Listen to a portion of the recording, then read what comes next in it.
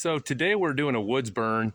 I'll have to apologize a little bit for the length of this video, but in order to cover all the bases with this particular about 2 acre chunk of woods here, it's going to take a minute to do. So right now, which way the camera is facing straight west, so that's facing into the wind. So with this area here, we have a four-wheeler road that I made as a fire break, but with a fairly about a 10-mile-an-hour west wind. The humidity is probably about 40%. So I wanted to come in, one, for lack of manpower today, we're just having a little bit of help, and two, because of the wind direction, I came in and I burnt the far east side, so you can see the line that I burnt all the way up to the top of the field. Up at the top of the field, that is the field burn I did a couple weeks ago, so that's completely black area up there.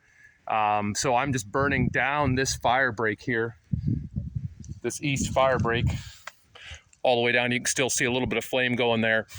So I'm going to burn the rest of this on down the hill to where I've got a little bit of I've got a good 20 to 50 foot of black line, depending on where you're at. So even with a little bit of a breeze, then we have our normal fire break would be a good stop here. So once I finish this east line, I'll come down to the southwest corner, down in that far corner, and that's where we'll light our head fire. And again, once it gets to this line up here, as you can see, it's plenty black, and the field up at the top has also been burned. So at that point, when we get up there, we should be good as far as keeping the fire under control. The other thing I wanted to point out here too, and I'm burning this west line, I actually put this out with my backpack sprayer as I went. At once it burned, again, 25 to 50 foot in.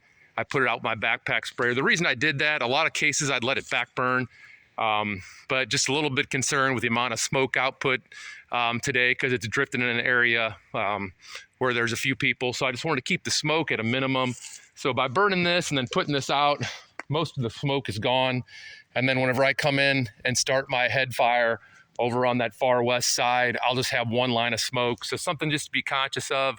In another situation where if I didn't have to worry about the smoke dispersal, once I got this line, I would continue to let this back burn, and then I would come around the other side and light the head fire, and I wouldn't worry about it too much. But I'm just trying to count down on some control a little bit of smoke today. So we'll go down and I'll show you here when I light at the bottom and we get our head fire going up from the west corner of the burn unit.